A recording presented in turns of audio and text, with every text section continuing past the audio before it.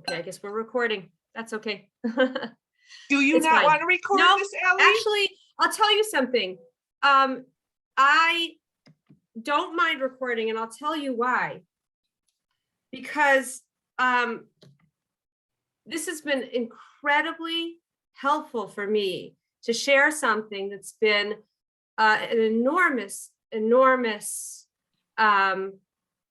pain in my life for many, many years. Really almost a good 15 to 20 years. And the ability to be honest, Laura Martyr wrote me and she sent me a note. She said, do you have a vulnerability hangover? I like that term, a vulnerability hangover. And I thought about what that means. I mean, we all know what it means. And I said to her, it's been a very intense 24 hours, but I actually feel great because I'm not embarrassed. I thought I'd be very, very embarrassed. And I thought that I would let many of you down. And I probably did let some of you down, but I do feel that that the notes, you know what, guys, I first write me after the class because I really want to hear what each of you has to say. So keep it and write it when the class is over. But I have been so touched, and I see that when you're honest and when you're true and when you share what's real for you and when you're not hiding behind a veneer of perfectionism or I've got it togetherism, and you're simply honest with the struggles that you have with people who care, then instead of the isolation that shame and embarrassment bring, then being honest with your truth really creates a world of connection. You feel supported by others, and you are able to support others through their journey. Because what I've come to see is you can really fill in the blank. For me, my battle was, I don't know if it's a little presumptuous to use the past tense, but my battle was with alcohol. But I think for people, you could really fill in the blank. It can be anything. It can be anything from food to pornography, to gambling, to marijuana, to a phone addiction, to a blame addiction. There really is, everybody's fighting a battle. And what I experienced in the last 24 hours overrode my shpilkas that I had that I was going to be letting you down. I did have shpilkas that Rebitz and Allie was going to let everybody down because a rabbi and Rebbitzin are supposed to have it together. And and in many ways we did. But when it came to alcohol, I didn't. And that's been my truth for over 15 years. So what I would like to do, I want to be a little organized about this. I don't want it to meander. I am going to structure this evening because it's extremely important to me that I hear from all of you. However, that being said, I want to hear from all of you once I've shared some things. So here's how I'd like to structure our time together. For the first there's going to be 3 segments, if you will. For the first segment, I'm going to tell you my story with alcohol that's largely discussed in the H.com article. Tell me, can we get a show of hands just if you've read it? Or maybe put your hands down. Has anyone not read it? David Burian, just kidding. I'm teasing you. Okay, anyone on this page? Has anyone not read it on the second? Okay, raise your hand if you haven't read it. Okay, so people have read it. So I'm going to assume that you've read it. So the first third of the discussion is going to be really what's in the article. And I'm going to share it with you from my heart.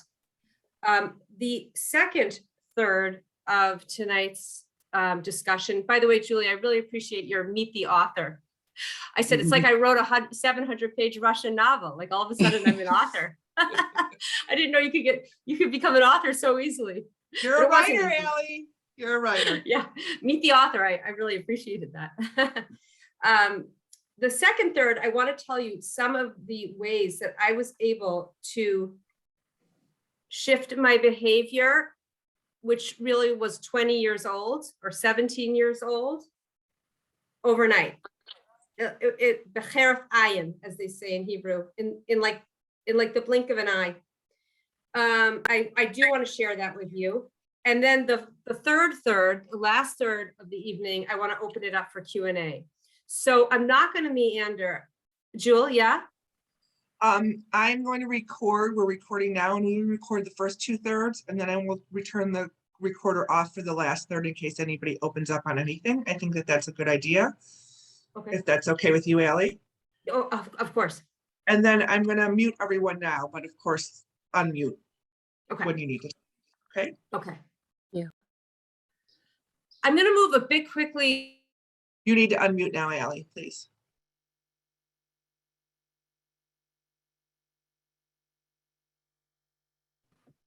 Okay, I'm moving quickly through the first part because you've read the article. And so I really, I'm only going to speak about the article for a minute. What made me write it? What made me write it is what made me overcome my use of alcohol. It was for me, it was so remarkable. I was very, very hesitant to write it. And I write that in the beginning, in the end of the article. It's so common. It's so very common that I just didn't think it was like distinctive enough to write an article about it. And I was very much not right about that. But the prevailing reason, the real reason was I was embarrassed. And particularly with you guys, because I was, even though I'm new to the community in Jerusalem, in the neighborhood that I live in, that doesn't bother me. I don't know them. But you guys are very dear to me. And I felt that you saw me a particular way. And I felt to a certain degree, I think that's warranted. We love Judaism. We live Judaism. We're committed to Judaism. We love all of you. We don't judge people. We create a beautiful space. I feel that the love you have for me is warranted. And yet I knew that I was going to tell you something that was going to, fray the ends of your perception. But I've come to understand two things. Although I do think some people are probably struggling, I think more people feel, and even the ones who are struggling also feel, what a relief it is to be vulnerable and real and share your truth. So I actually have felt, you know me, I don't even do Facebook. I've been overwhelmed by the responses. I mean, just overwhelmed by the love and the support and thanking me for sharing my truth. So I was able to overcome a discomfort with being honest as the Rebbitzin, who struggled with alcohol for almost 20 years. Because I do believe that perfectionism is really shame that's masked. And when we present ourselves a certain way that's not entirely accurate to who we are, we shrink behind that facade, and people never really come to know us, and we can't necessarily come to truly know people. And I think that the ability to, in the words of Brene Brown, show up and be courageous and be honest is what truly builds authentic community. And I've had emails from priests in Africa. Today I got this, I wrote this 24 hours ago. Today I got an email from a priest in Africa. It's just, it's absolutely remarkable when you're honest with your truth and the bonds of truth and authenticity that honesty creates. So I told the truth. I told the truth that I was totally absorbed with drinking alcohol. I drank alcohol most nights, usually about 3 glasses of wine a night. I stopped before it got really bad. But what I came to understand is, and I'll talk about this more in the second segment, is that the pleasure was short-lived. But if I looked at my life in a cycle of 24 hours, I really spent a great deal of the night in rumination. What am I doing? Like, how am I doing this to myself, my body, my children, my community? Who am I? If anyone knew, what would they say? And I'm done. Like, I'm no more. And as I said in the story, what happens, and I've heard this from many drinkers, is that after the morning's mild nausea and after the Tylenol and the water comes something called amnesia. Amnesia is not when you have a literal biological, physiological amnesia, but when you just forget about alcohol. It's just not relevant anymore. And so I'm productive during the day. And many people really share this, that it's almost like it's not really relevant. But like I said in the article, come 4:45, come 5:15, 6, I would get the inevitable visit from the wine witch. The wine witch is a title of the voice that would come to me that I would confuse with myself. It was really the voice saying, "Oh, just have a glass. Alcohol makes you so, wine." I don't call it alcohol. I call it wine. Wine makes you so happy. Wine makes you happy. Wine is so happy. It's so fun to have wine. You need wine to relax. Wine is so relaxing. We've learned in our Pirkei Avos class that we've learned a million times in Perek Dalet, in the very, very first pasuk of Pirkei Avos, in the very, very first sentence of the 4th chapter, it says, Ezehu Gibor, Hakovesh es Yitzra. We know that. What that really means Judaically is that you have a Yetzer. Yitzra is your inclination, and it's brilliant. It's so a part of you, that voice that pulls you, that you confuse it with your very self. You think it really is you. And that was my wine witch, and it actually helped me a great deal to draw it and understand that it wasn't me. And it was actually a voice that was coming from a degree of chemical addiction. And that voice was telling me, just chill. And I followed that voice like a faithful servant almost nightly. By the way, even if I didn't drink and I'd wake up the next day and say, awesome, I didn't drink, the truth is that alcohol stays in your system for 72 hours. So I was still feeling the effects of alcohol, even if I didn't drink on any given night. So that was really my 24-hour cycle. And I would start all over again at 3 a.m. And what I found, and I do really want to share this, and this was very personal, but I was starting, even though we moved to such a beautiful house in such a beautiful neighborhood, in the eye of the universe, Yerushalayim. If I could show you my window, I open it up. Yerushalayim is over the mountain. It's unbelievable. But I could not shake a gnawing depression, which I attributed to leaving my mother, to leaving our family, to leaving my kids, to leaving my granddaughter, to leaving Nani and Papa, to leaving L'Chaim Center, to leaving my role in L'Chaim Center, to leaving everything that I thought that was so beloved and I identified with so much. So I would cry a lot, and I was very, very moody. In fact, my mother would always, you're so moody, you're so moody. Well, I've been drinking for almost 20 years. And I was very, very moody. You guys didn't see it, but it was very real and very withdrawn and very, very quick to take things personally. And what was beginning to happen since our move in Jerusalem was almost what I would call like a mild paranoia. Do my kids think I'm selfish? does David love me still? Lots of thoughts that were like, am I lovable? Do people like me? I use the word mild paranoia. Again, I attribute it to the fact that, Allie, you made a seismic change. You moved to Israel. You made Aliyah. You left your life behind. No wonder you're depressed. No wonder you wake up with bouts of anxiety. And so I attributed that almost like comfortably to that. And yet I just knew that that wasn't entirely true. I knew there was something else, but come 5 o'clock, 6 o'clock, I didn't want to look at it anymore. So that really is the first section. And before I move to the third section, I really want to share with you a little bit the second section, which is not in the article, but Rabbi Coopersmith, who's the editor-in-chief, by the way, I'm learning to love tea.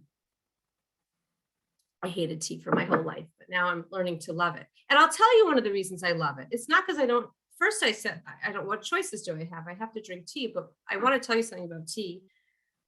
For tea drinkers, this is not going to be surprising, but now that I have all my senses, like I'm open, my senses are open, which I'll explain a little bit later, I actually love the taste of tea. So that's a very tangential point, but it is relevant. So what I really want to tell you are 5 things that brought me to change my life in 15 minutes. How did I change an addiction of 20 years? Because I will call it an addiction. I don't think I was an alcoholic, because there is a difference. And for the understanding of the difference between gray area drinking and alcoholism, I will defer you or refer you to experts who know gazillion times more than me. But I do want to tell you about 5 things that allowed me to change my life in 15 minutes.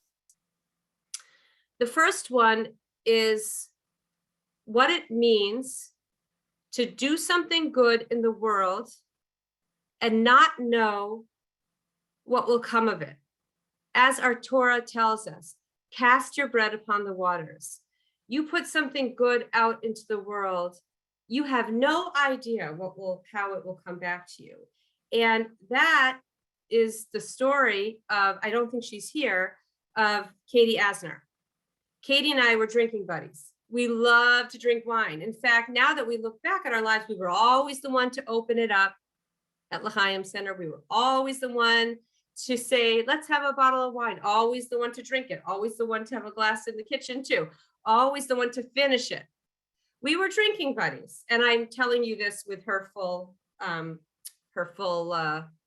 what's the word? Her full, she's fine with this. She's, what? Permission. I'd like to say my English is getting poor because my Hebrew is getting better, but I don't think that's really true. Okay, so one day, and I wrote this in the article, Katie and I were sitting down. I went to get us a bottle of wine. We really bonded over wine. And that was a huge issue for me, not just with Katie, but with my friends. Wine, alcohol, it's a wonderful, fun way to bond. We're told that in the media, we're told that in the movies, we're told that in our own personal experiences. Alcohol is the way to bond and have fun. And that's what Katie and I did par excellence. Except for one day when I went to get the wine, she squirmed in her seat and broke the news to me that she wasn't drinking anymore. And the reason she gave was awesome. It wasn't, I'm an idiot, I'm screwing up my life, I've hit rock bottom, I'm done. I'm not judging those statements, but she said something different. She said, Allie, I really think that I can be happier without alcohol. I think I can enjoy my family more. I think I can be more present for my children. I think my life is going to be better without alcohol. So I decided to stop drinking. That was not easy for me to hear. And I know it's not easy for people to hear. By the way, this is not about you. You have your own whole experience of life.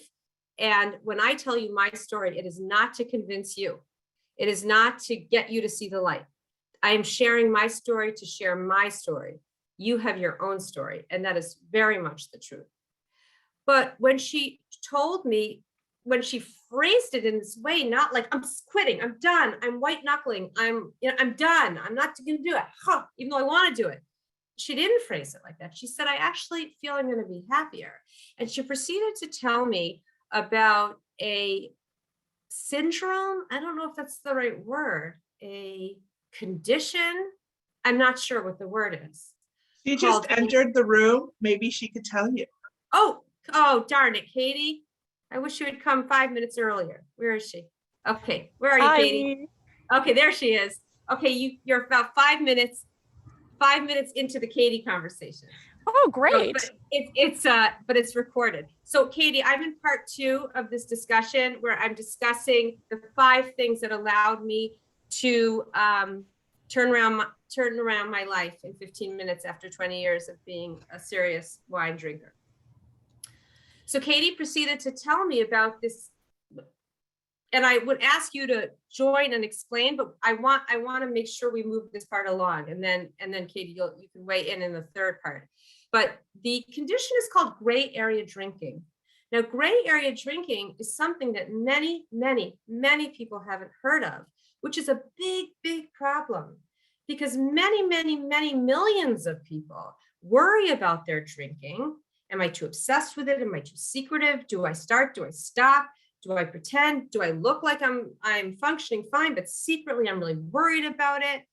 Many people worry about their drinking in that way, but because they don't hit rock bottom, because they don't lose everything, because they're not going to rehab, because they're not overtly and obviously and publicly falling apart, they don't hit rock bottom, then, well, I'm not an alcoholic. So, I mean, look, everyone else is drinking more than me. I mean, I might drink, but everyone else is drinking more than me, or he is, she is. So gray area drinking is that fuzzy space between 2 points. The first point on the extreme side is alcoholism. But on the other side, and some of you will identify this, is a take it or leave it drinker. That means maybe I will have a glass of wine on a Friday night, or maybe I will have a glass of wine at a wedding, or, maybe once in a while I'll go to a party and have a vodka tonic or whatever it is. But I have no emotional charge around it. I could take it or leave it. I don't even notice if it's there. If it's not, I don't even notice it. So that's what we'd call a social, maybe, or a take it or leave it drinker. And on the other side of the spectrum is the alcoholic. But in that fuzzy, amorphous gray zone between those 2 points are millions and millions and millions of people like me. And until Katie showed me that term, and then I looked into it, I never even knew it was described. And it was very amazing. This was 1 year ago when Katie showed it to me, and it was super interesting. And then I subsequently chose to ignore it totally, which is very, very normal. But the first point, and I'm glad Katie came on, the first of the 5 ways that I changed my life in 15 minutes is because one person cast her bread upon the waters. And that really was you, Katie. You put out something unbelievably good, and you had no idea what you had done. You had done it for your own life. But by doing something for your own life that was healthy and positive and godly and affirming, you put that out there, and I pulled it in and I received it. So the number 1 of the 5 is when you do a mitzvah, you just have no idea where it goes. Mitzvahs are not physical. Mitzvahs are infinite and spiritual. They're not limited by, oh, it's just a little mitzvah. You just don't know what an act of kindness, what an act of caring, what an act of honesty. You don't know where it will go. So the first thing that allowed me to change my life, although I subsequently ignored Katie's wisdom and ignored Katie for a year, she might not have noticed, but I was ignoring her because I knew at that point, I really knew that I was a gray area drinker, but I didn't want to let it go. So number 1 is mitzvahs are spiritual. They're not physical. Cast your bread upon the waters. Do them. and you just have no idea where they go. That's number one. Number two, I credit to my friend Jory Sunshine, Jory Cohen. Robin and Steve are not on this call, but Jory's from Deerfield. She became observant. She goes by the name Yael. I don't know, some of you know Jory or Robin and Steve Cohen. I know Joni Zavis is on this call. So Joni's daughter, Amy, is best friends with Jory's. Oh, and of course, Yasu and Amy. Joni's daughter, Amy, is best friends with Robin, who's Jory's mom. Okay, blah, blah, blah, blah, blah. But I want to share with you what happened.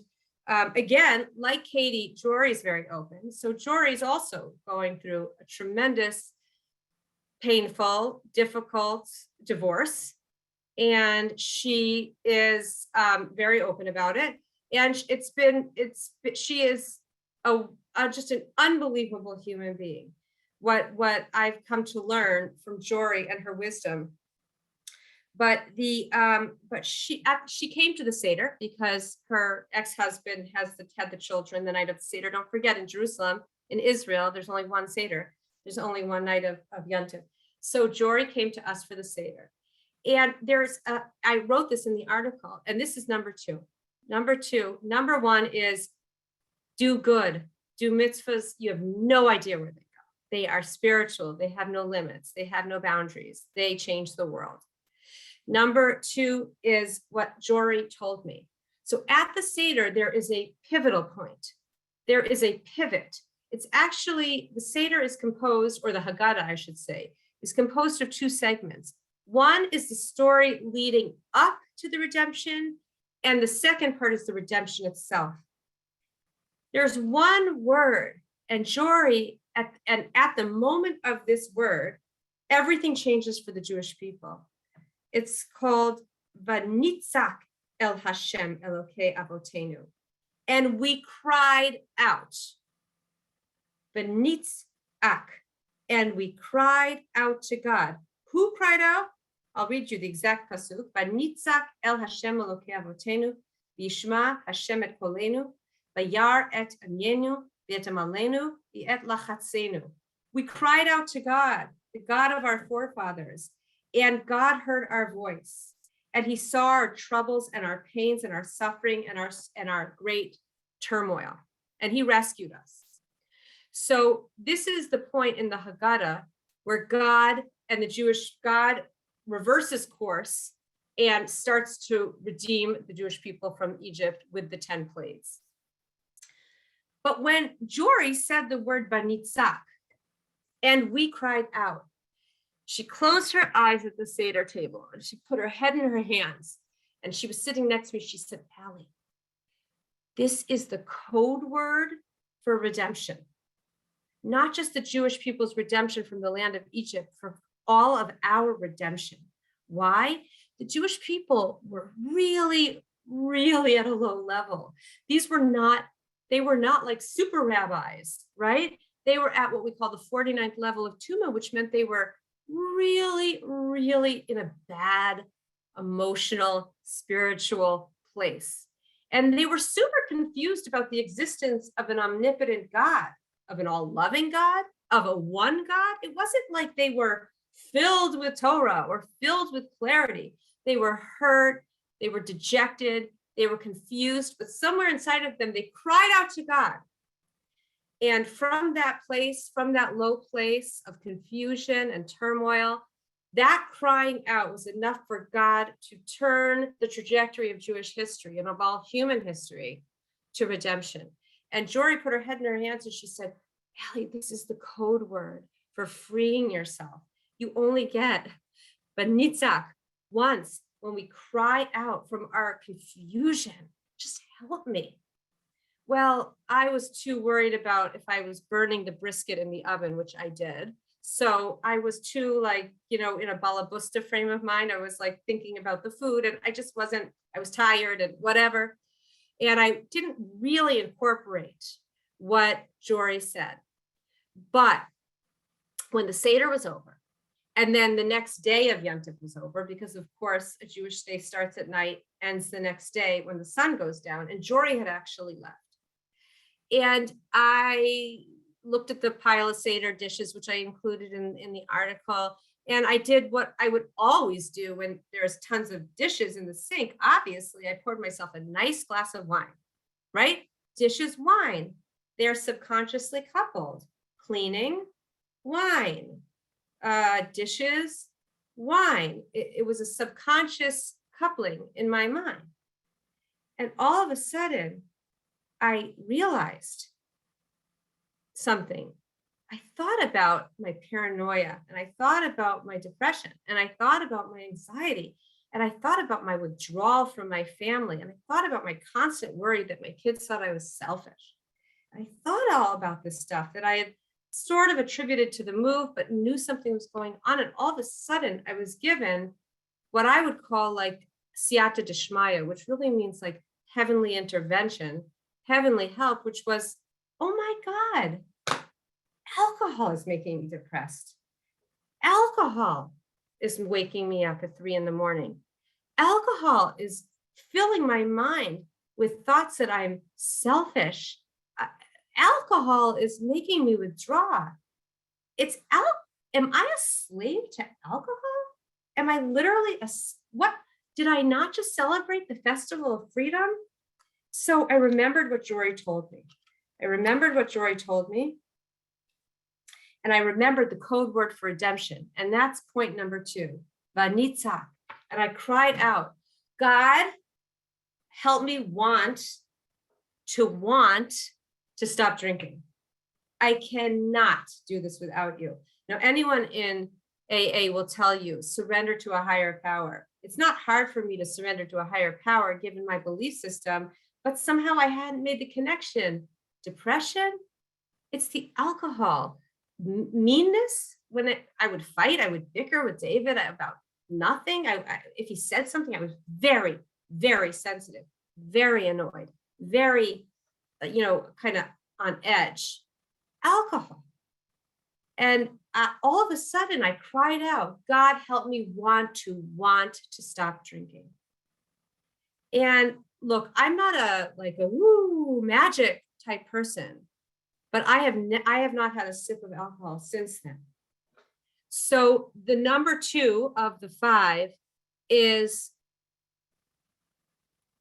never, ever, ever think that because you're addicted to something, you're ashamed of your behavior, you don't like yourself. Never, ever, ever think for a moment that God doesn't love you. And that God doesn't love you absolutely. And that God is just waiting for you to cry out. Oh my gosh, I've never thought about God. I don't even believe in God. God is there waiting for you. And no matter how lowly you feel, no matter how addicted you've become, God just wants to hear your prayer by nitzak. And I cry out to you from the depths, as King David said. And your trajectory of redemption is underway. So number 1 is do awesome things. They come back and affect people in ways you can't imagine. Number 2 is always cry out to God. Never think you don't deserve because you're not religious, or you're addicted to pornography, or you're this or you're that. Never think for one moment that God doesn't love you and is waiting to hear from you. Okay, I'm going to move a little bit quickly because the 5th one is the one that I really want to share with you. So I'm going to go through 3 and 4 very, very quickly. When I stopped drinking, it was the 2nd day of Pesach. It is pretty cool that I have, God willing, I'll have 49 days. It's an Omer's worth of when I go to Shavuos, it's going to be 49 days, the Ezrat Hashem, please God, of no drinking. But I want to tell you a couple of things. So number 3 is willpower doesn't work. Willpower means I don't want to eat the cupcake. I don't want to eat the cupcake. I don't want to eat the cupcake. I can't eat the cupcake. I'm fat and gross. No cupcakes. No cupcakes. No cupcakes. And then, you see the table filled with cupcakes, and your husband makes you feel bad, and you're really upset, and you feel really triggered. And what do you do when you're stressed and you're triggered? You eat cupcakes, right? So the point about willpower is a muscle. It's finite. It only lasts so long. You can't white knuckle your way to sobriety. You can't white knuckle your way to stop gambling, to stop eating yucky sweets all the time, to stop using technology all the time, to stop gambling. You can't white knuckle because willpower is a muscle. It's literally finite, and like all things finite, they die out. Something else has to motivate you.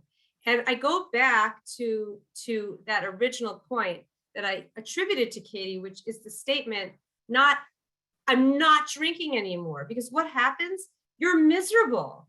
I'm not drinking anymore, but I am dying to have a drink, which means I'm committing to something that I'm miserable about. How long is that going to last? That's called willpower. I'm committing to a higher value that I'm absolutely miserable and anxious about. That's willpower. It doesn't last forever. It has to come from a different part of the brain. So I'll only say quickly that the different part of the brain I've learned from Annie Grace in the book that Katie recommended to me called This Naked Mind, and the alcohol experiment, which I signed up for, which is 30 days without alcohol. And in it, she basically says, you want to keep drinking? Keep drinking. In my case, I had stopped. Everyone's coming from a different place when they begin the alcohol experiment, but you want to keep drinking, keep drinking. First, learn. Remember, willpower doesn't work. What works?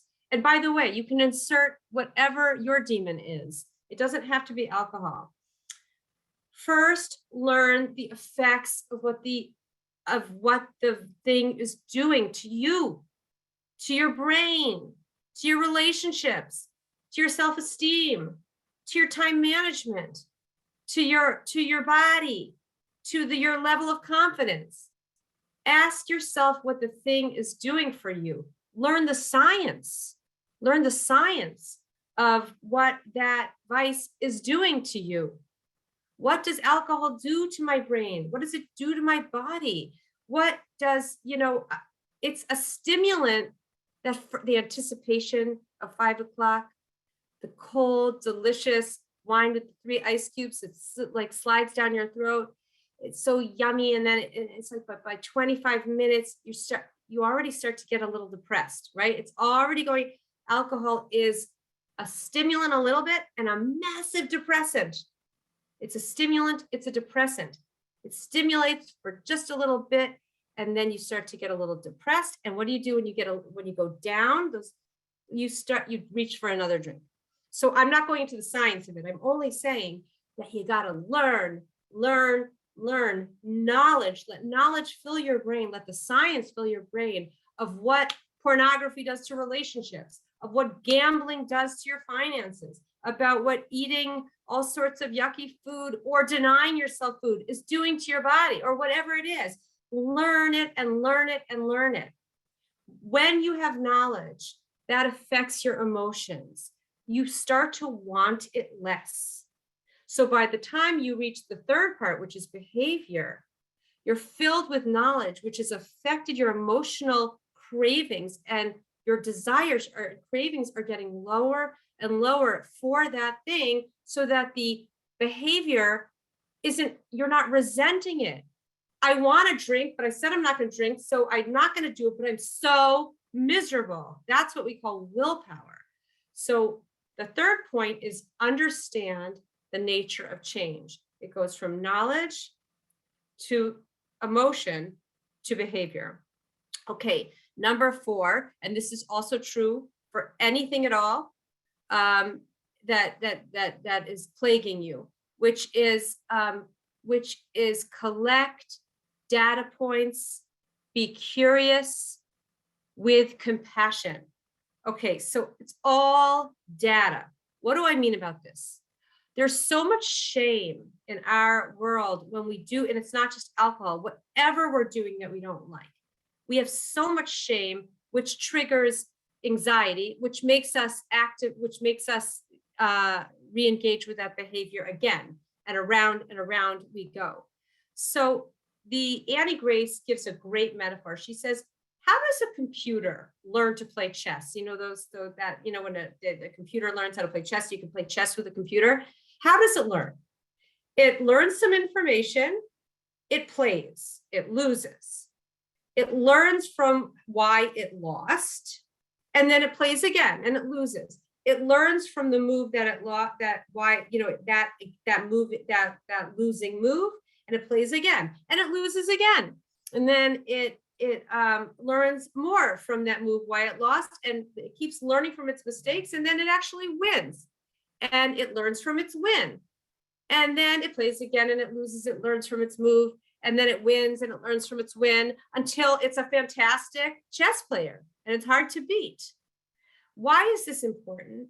Because if you're struggling with something in your life, anything at all, just collect data. Ooh, I realized that when 5 o'clock comes, my heart starts to beat. I get this mild euphoria, like salvation's coming or something, like, woo, wow. I realized that when the clock hits 5, like my physiology changes. Or, wow, I just realized that I started to feel really down after about half an hour of drinking. Or, wow, like I realized that before I start to gamble, my body clenches and my heart starts to race, and like it's like something is taking control of me. Wow, I realized that after I lose money, I get very, very down. So the point of this is really starting to notice, like a computer.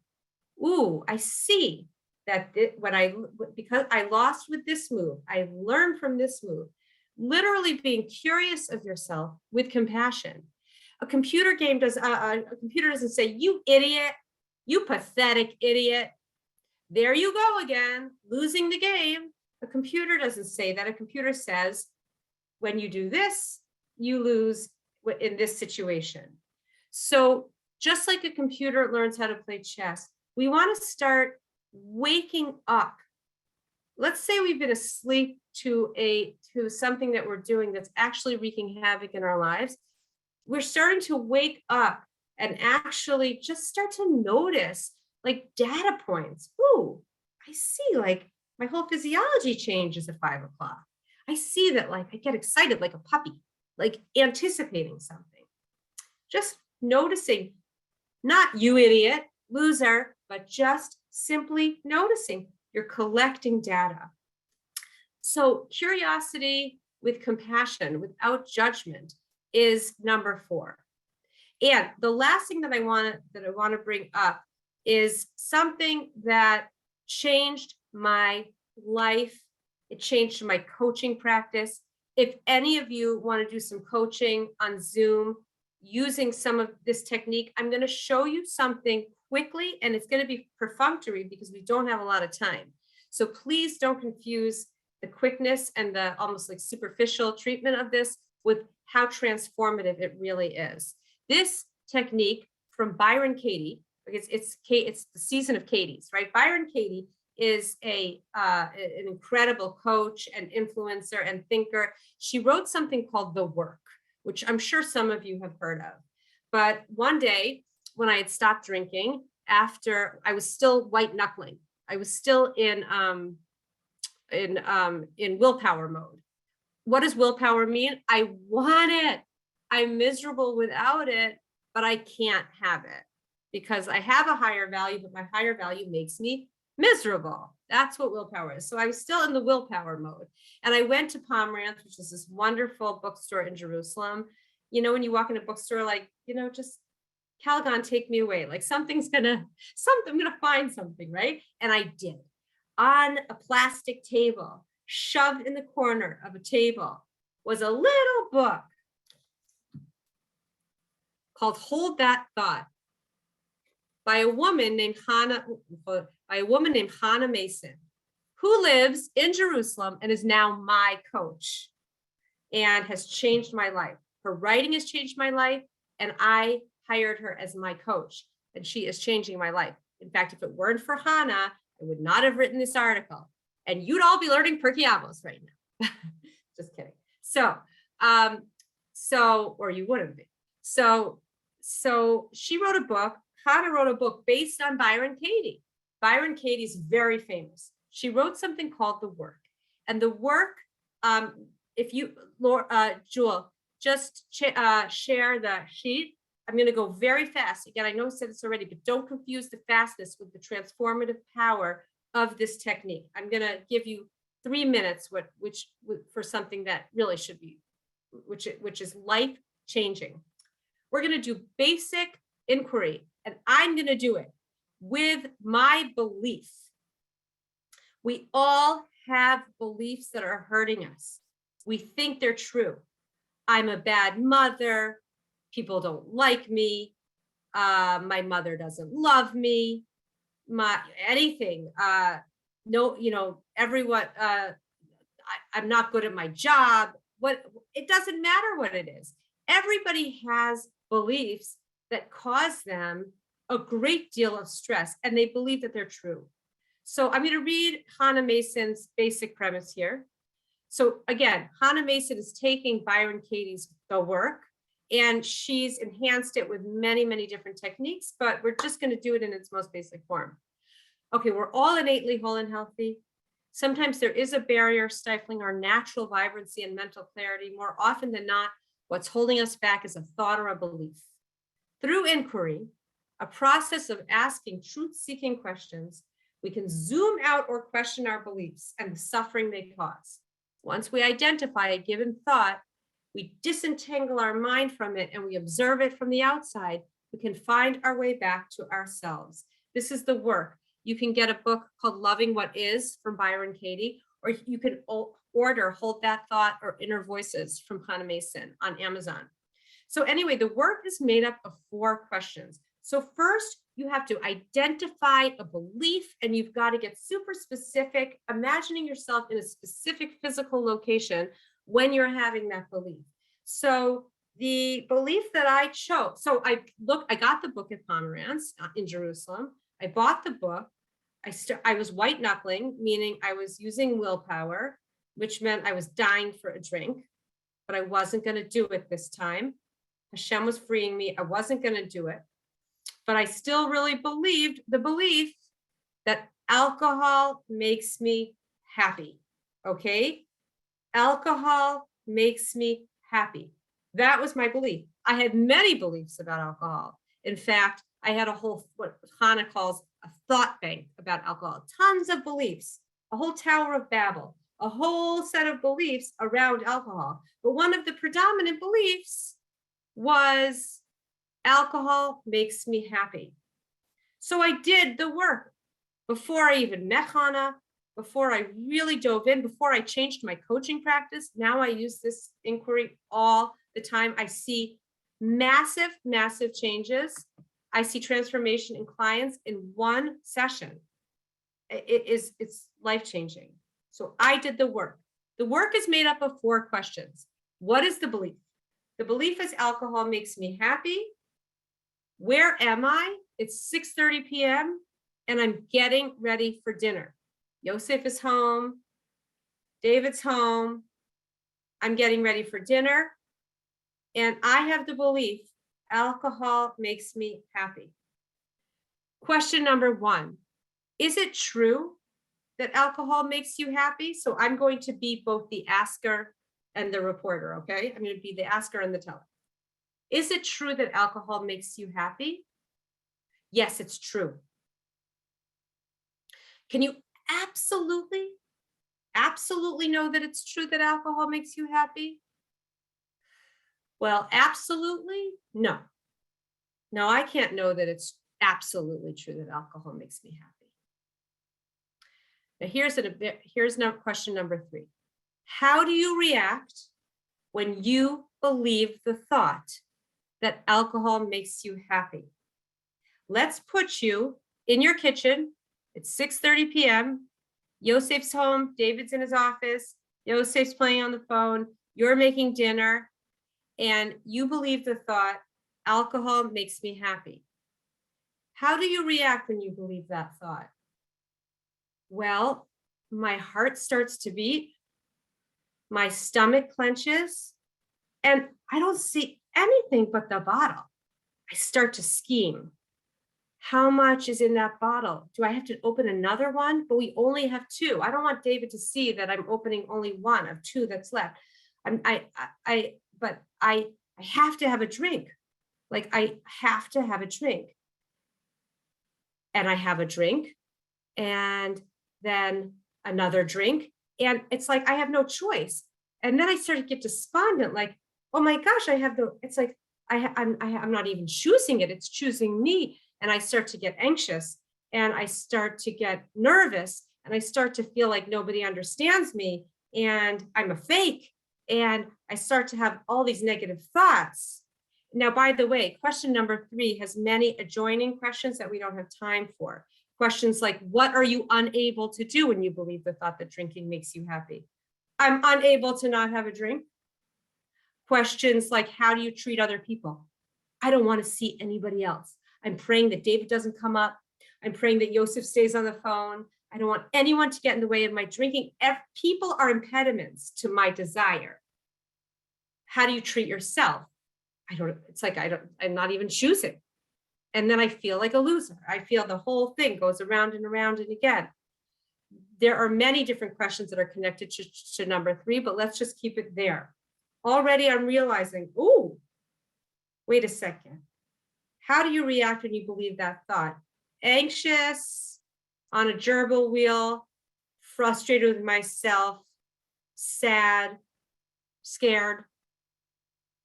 Okay, Allie, I want you to imagine that you're at your kitchen sink. You're making dinner. It's 6:30. Yosef's on the phone upstairs. David's in his office downstairs. And you're making dinner. Who would you be without the thought that alcohol makes you happy? How would you be without the thought that alcohol makes you happy? Who would I be? I'd be a mom making dinner. I would be engaged in a podcast that was playing on my counter.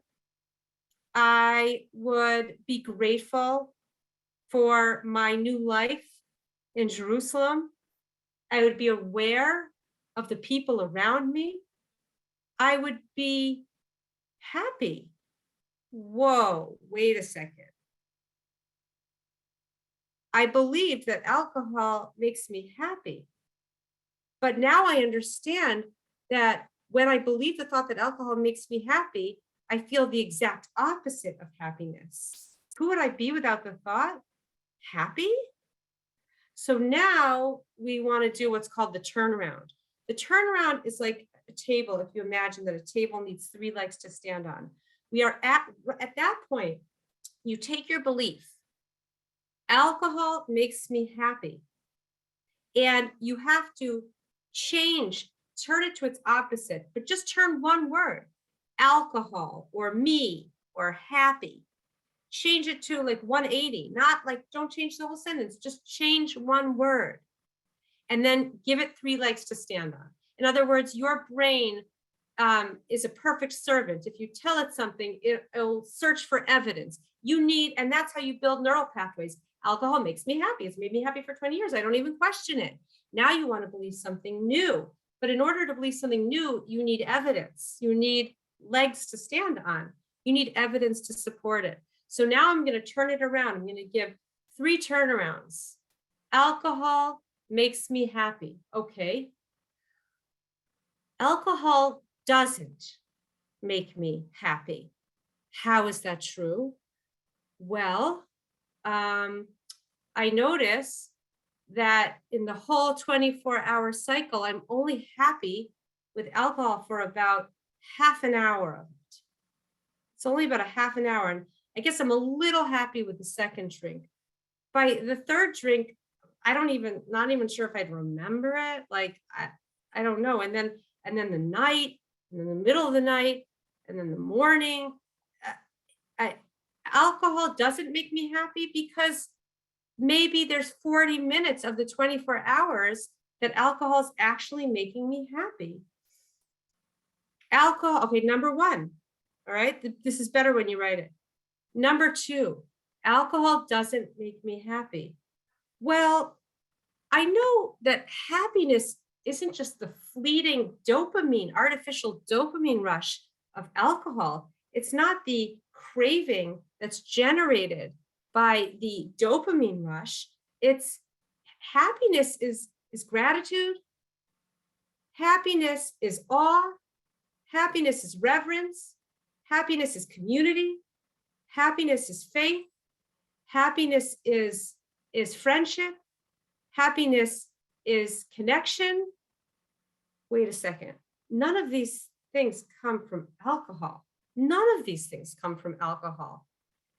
Alcohol doesn't make me happy. Alcohol stimulates my dopamine level for a half an hour. No, alcohol doesn't make me happy. Okay, I need 3 legs to stand on. Alcohol doesn't make me happy. Okay, alcohol doesn't make me happy.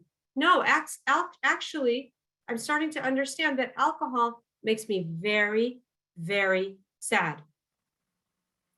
So that's number one. Okay, I'm going to give 3 turnarounds. Okay, so we have alcohol makes me happy. Alcohol doesn't make me happy. Alcohol makes me, okay, alcohol makes me sad. We turned around the word happy to its opposite, to sad.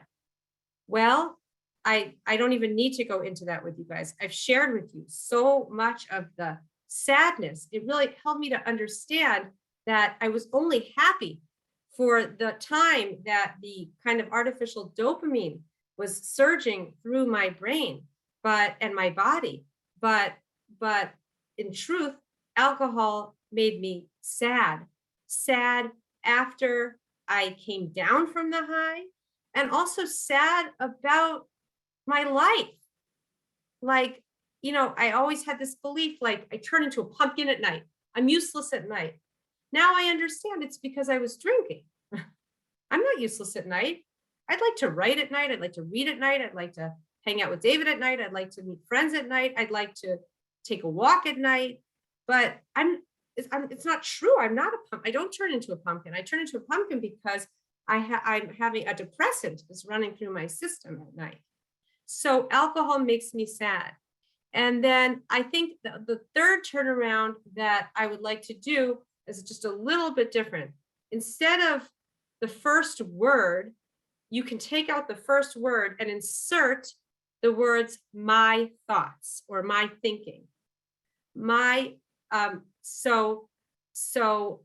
my thinking about my thinking, I'll say this is a little bit, I'm twisting it a little bit, but my thinking about alcohol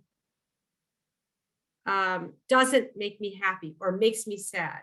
So that's a little bit of an extra shift. But what I came to realize with that is, oh, it's, let me do something a little bit simpler, just for simplification's sake. Alcohol makes me happy. Okay. So I did alcohol doesn't make me happy. Alcohol makes me sad. And I'm gonna change it more simply. No alcohol, freedom from alcohol makes me happy. So why is that true? Well, number one, what I already listed, there's a beautiful list from Barbara Friedrichsen of the 10 things that make the human being happy. There's also there's a TED Talk that talks about things that really make people happy. Relationships, gratitude, just all those wonderful things. So alcohol, what was my third one? I just want to make sure I get it right. No alcohol makes me happy. Well, the things that really make a human being happy, not the fleeting dopamine rush, but the things that that comes down, but the things that actually give a person tremendous satisfaction in life can only be achieved without this substance. So no alcohol can make me happy when I really embrace the true sense of what happiness really is. no alcohol can make me happy. I need another piece of evidence. Well, I have a tremendous desire to impact the world, to influence the world. But I'm staying small and quiet because I'd rather drink. So the truth is, no alcohol will make me happy because being contributive makes me very, very happy. Last turnaround, no alcohol makes me happy. Well, when I drink, I only see my drinking. It's all I'm interested in. So it's going to make me so happy when I notice the people around me, when I'm not frustrated they're around, when I can enjoy a cup of tea because my sense of smell and my taking it in and my senses are alive. My senses haven't been anesthetized. I can enjoy more. So no alcohol makes me happy. So what I've just done is I ask, is it true? I ask, can you absolutely know that it's true? You might say yes and yes, if you should be honest. How do you react when you believe the thought? There you have to be really honest. Ask yourself, physiologically, how do I feel? Emotionally, how do I feel emotionally? How do I feel in my body? What am I telling myself? How do you treat others? How do you treat yourself? What are you unable to do when you believe the thought X? And number 4 is, who would you be? How would you be at that moment you're having that belief without it? Imagine yourself without it, and then you turn it around. And the genius of inquiry is then in the action step, that if I were coaching myself, I would say, okay, Allie, we went through this and we went through this list. You don't have to stop drinking, but tell me something in the realm of MISA, in the realm of action, that you're going to shift. What's all this insight, this whole turnaround where the very thing you thought was making you happy, you discovered was the very thing that was making you sad. You turned it around and now move it into action. So, okay, open it up again, Julie, please. So those are the 5. Number 1, do awesome mitzvahs. They'll come back in amazing ways. Thank you, Katie Asner. Number 2, thank you, Jory Sunshine, Jory Cohen Sunshine. You told me the secret code word for redemption, and I'm telling all of you. Number 3 is understand that willpower doesn't work. You have to lose the craving through knowledge, which changes your emotion, which changes your behavior. Number 4 is whatever Egypt you're in, just collect data without beating yourself up. Oh, I noticed that I don't let myself, I don't know what, when I'm feeling anxious, just literally collect data so you start to understand yourself. So you go from being asleep to awake. And the last one is discover the magic transformative power of the work. And I'm happy to do a few sessions with anybody who wants to do it together. I gave you like a little bit of a superficial glance, but this is the basic fundamentals of the work, and they have truly changed my life. And I just want to tell you that every belief that causes me distress, every time I notice that I'm anxious and I'm thinking about something, I say to myself, this is a very important question. What am I believing that's making me feel this way? Write that down. What am I believing right now that's making me feel this way? And you can get to the belief, and then you can do the work on that belief, and you'd be amazed at what comes of it. So that is part 2. And now, thank you guys. I'm sorry it's going late, but I'm very happy. We'll turn off, I guess Julie says we should turn off the recording, and I'm so happy to stay as long as anyone wants. Anyone can go if they need to, but anyone can ask anything that they want. And this is a very